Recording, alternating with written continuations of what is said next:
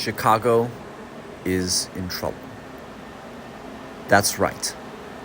Not just those who frequently ride transit. If you live or work in or near Chicago, this video is for you.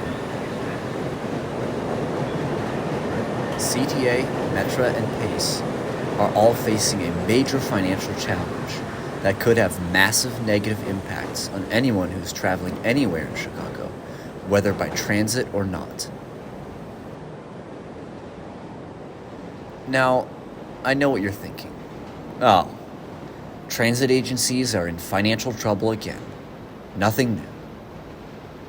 Well, the situation is looking a little different this time.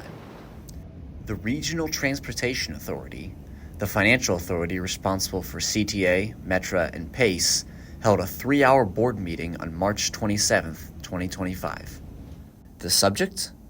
The future of transit in Chicago and the very real danger it stands in of being sliced down to an unrecognizable state in the event that its present funding issues are not able to be addressed. The rest of this video will serve as a discussion of the ramifications this will carry for Chicago.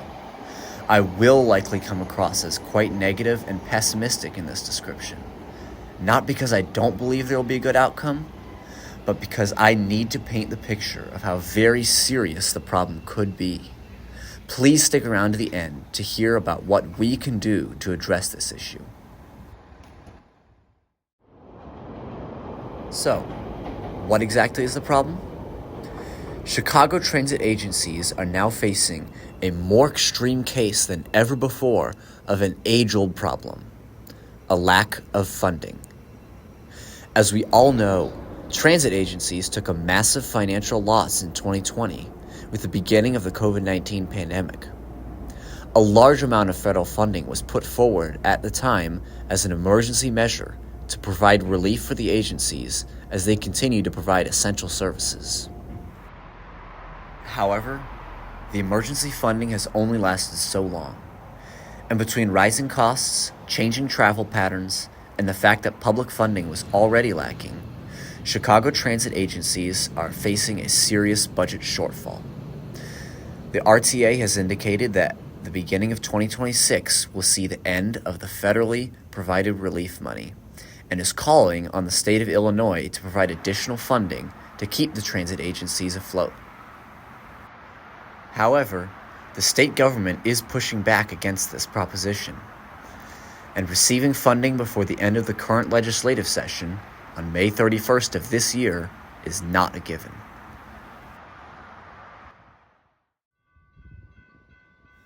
How bad will the problem be if this funding is not received? Nothing short of disastrous. I wish I could say that this would be blowing the problem out of proportion, but it really is not. If additional funding is not secured, the RTA indicates that the transit agencies will see a combined shortfall of $771 million beginning in 2026. That is not a difference that can be fixed by making a few small cost cuts here and there. Massive changes will come if this happens. In the RTA board meeting that I mentioned, which I'll include a link to in the description, each of the three agencies presented two different budget alternatives. One outlining the major expansion and improvement works the agency would be able to undertake if desired funding is received, and one outlining the cutbacks that would be seen if it is not. For all agencies, the latter of these two budgets was a grim outlook.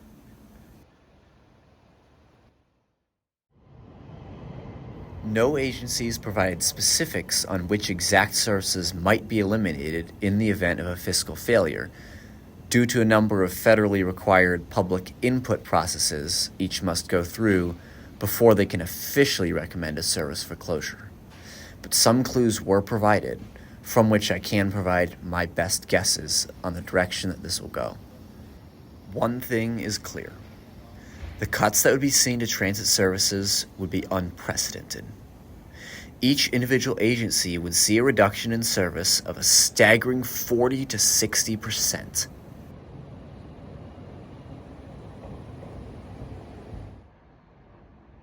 The CTA, for its part, would begin by laying off 2,000 employees.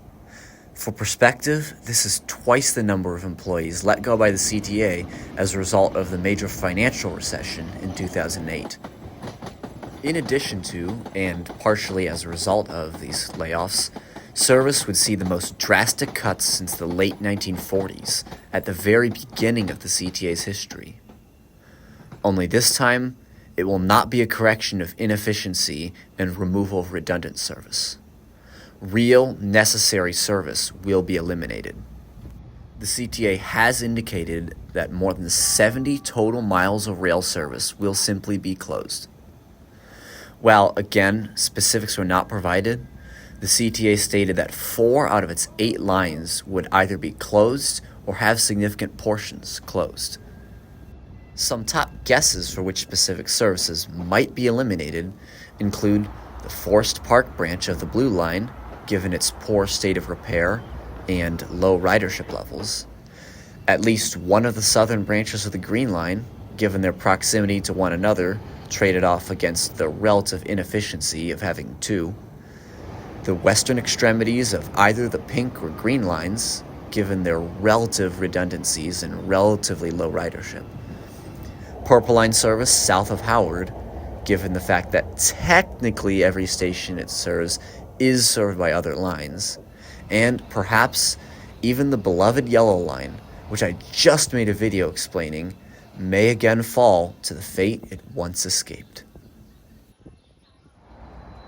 I must reiterate that these cutbacks would be devastating. The reasons I stated for why certain branches or lines might be favored for closure are merely justifications, why they might be the least bad. I lived for several months on the west side of Chicago without a car. Transit service is already bad in some areas. The kind of service cuts projected would be ruinous to these neighborhoods. And it only gets worse.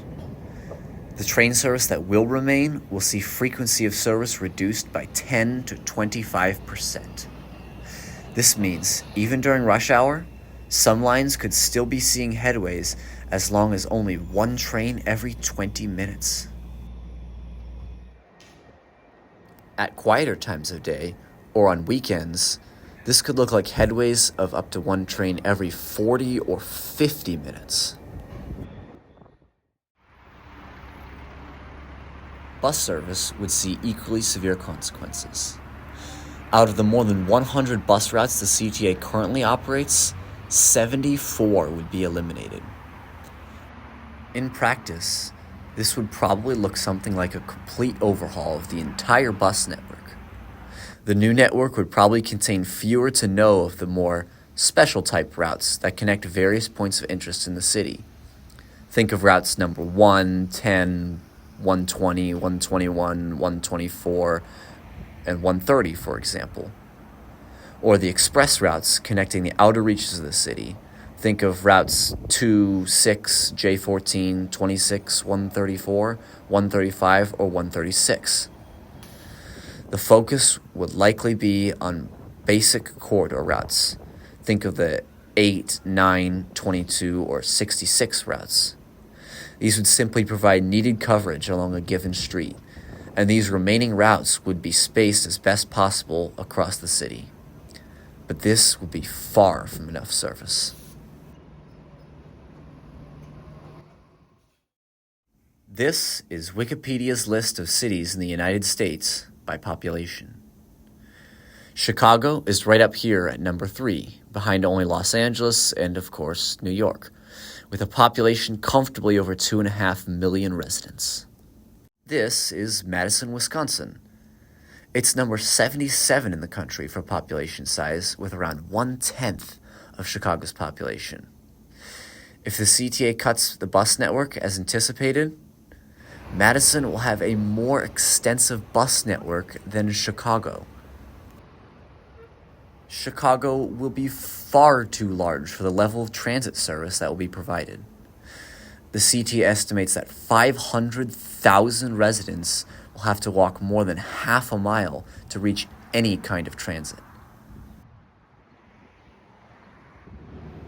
Metra will see a 40% reduction in overall service. The Blue Island branch of the Metra Electric District would be closed entirely. Metra also shared that 8 out of their 11 lines would have service reduced to only 1 train every 2 hours on weekends. Although they did not specifically name which lines these would be, since weekend service was mentioned, it seems clear that these would include the BNSF line, the Union Pacific North, Northwest, and West lines, and the Milwaukee, Rock Island, and Metra Electric districts. These 8 lines would also see service reduced to 1 train every hour on weekdays, with few to no express services. The Southwest and North Central services would have service reduced to just 3 round trips per day. That would be 3 trains into the city in the morning and 3 trains out of the city in the evening. Metra's last line, the Heritage Corridor, already runs this skeletal sort of service today. Finally, there will be massive cuts to PACE suburban services.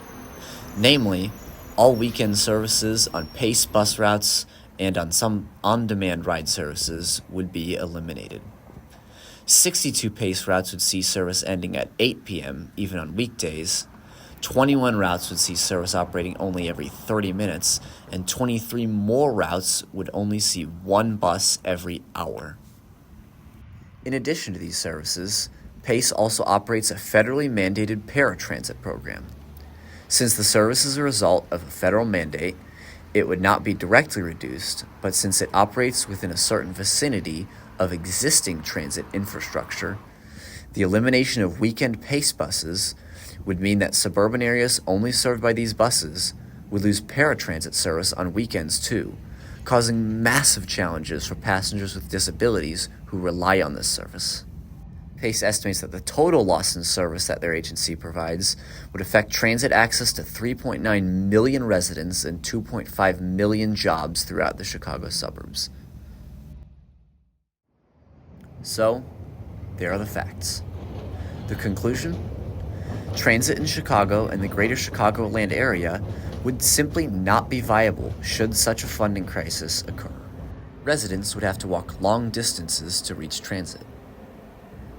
CTA trains and buses would be crush-loaded due to the lower service frequency and the high number of passengers that will accumulate at a given stop between vehicles. Not to mention the same number of passengers attempting to board a much smaller set of buses and trains. On weekdays, passenger counts would be so high and vehicles would be so full that some passengers would be unable to board and left on the platform or curbside waiting up to another 20 minutes for the next bus or train to arrive. In the meantime, cuts to Metra and PACE service would make weekend travel to and from the suburbs nearly impossible. Simply put, Chicago's transit system will not work anymore.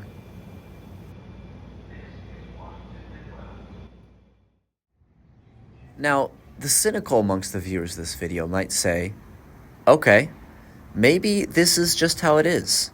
If the transit system is not going to work, why not ditch it and get a car? The more people do that, the more space will be freed up on that overcrowded train. This approach too, however, will not work. On the average weekday in 2024, the CTA bus and rail networks carried a combined 953,787 passengers, just shy of 1 million people. The CTA estimates that 30% of their riders cannot afford to own a car anyway, regardless of how bad transit service gets. That still leaves 70% of riders who may switch to cars, still nearly 700,000. But that is not all. Metra carries 159,100 passengers on the average day. More Metra riders are likely to be financially able to drive, but also the cutbacks are slightly less severe. So let's say only 60% of riders switch to driving. That's 95,460 new cars. For Pace's part, they carry over 81,000 riders a day. Like Metra, more riders would have cars, but these cutbacks would also be more severe. Let's say 70% of riders switch. We're talking another 56,700 cars. Altogether, we're looking at adding 819,811 more cars to Chicagoland's roads. Let's go back to our Wikipedia list of cities. This is Indianapolis, Indiana. Just next door to Chicago, it's number 16 in the country in terms of population. Larger than other major cities like San Francisco, Seattle, and Denver, comfortably within the category of a big city. Its population? 879,293. That is a number on a very similar scale to the amount of cars that Chicago would be adding. The entire population of Indianapolis. Chicago is simply too dense to have this percentage of the population driving in personal vehicles. In 2024, Chicago was ranked at second worst in the country in terms of traffic and third worst in the world. Chicago's roads cannot handle this increase in traffic. Anyone who's ever driven around Chicago knows this simply won't work. On top of this, consider the massive fraction of the population that won't be able to afford a car and simply won't be able to reach transit. Populations can become isolated. In the wake of these service cuts, Chicago will see a public health, environmental, and economic crisis on an unbelievable scale. To address another common cynical response, some say, oh, it's just a political issue. Just wait a few years until the political climate changes again, it'll come back. This, however, would not be so. Take Metra, for instance. Out of all 11 services they operate, only the Rock Island and Metra Electric districts operate on lines fully controlled by Metra. The remaining lines are either operated by or operated on the tracks of other freight railroads. Even trains in the Milwaukee district are scheduled and dispatched by CPKC Railway, who shares the line with Metra, despite the fact that the tracks themselves are owned by Metra. Chicago's railroads are also massively congested. The freight railroads that control these lines would take any opportunity to be able to operate more of their own trains on these routes. If Metra service were to be restored, the lines would not have the capacity to resume this service. Metra saw a very similar situation occur when smaller service cutbacks were made in 2018. Service has still failed to return to its pre-2018 state, as Metra continues to negotiate with host railroads for more spaces on the line's schedule.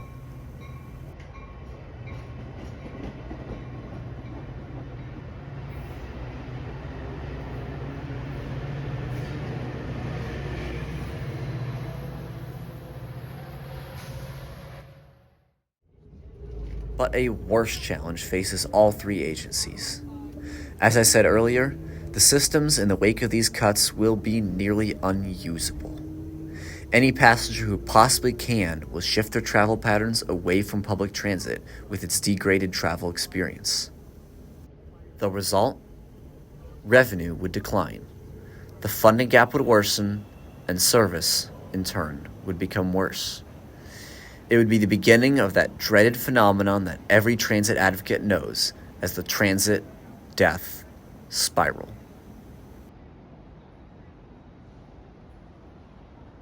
Chicago's transit, and in turn, the city as a whole, will become damaged irreparably. If you've made it this far, I hope one point is clear.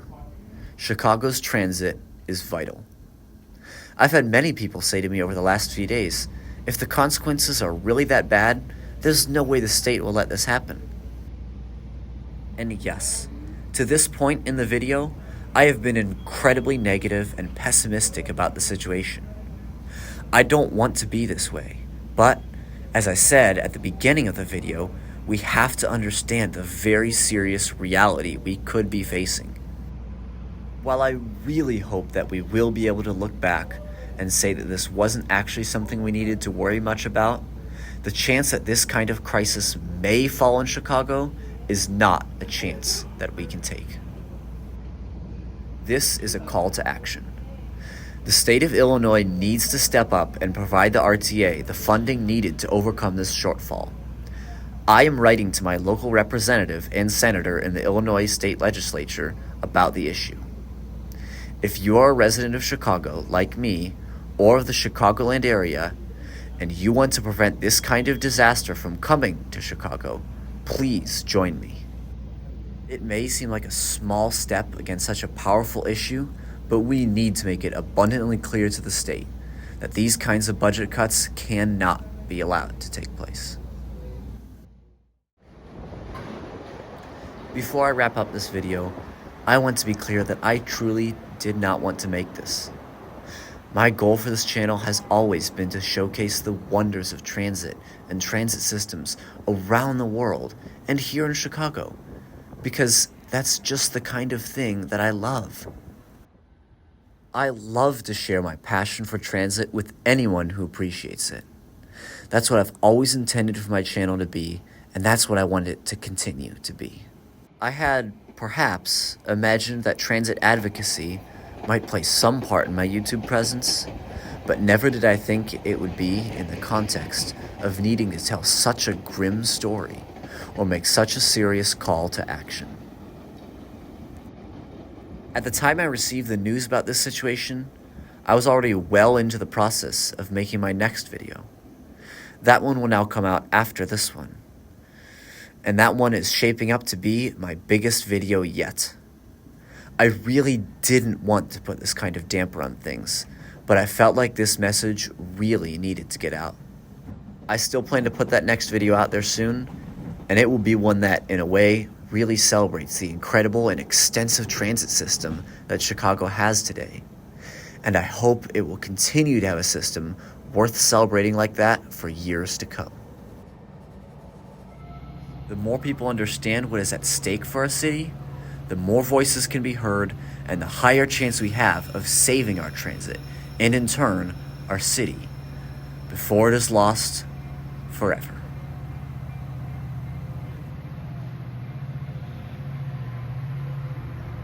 Thank you so much for watching. Consider joining me in the fight to save our city's transit. And please share this video around so others can understand what is happening and join as well.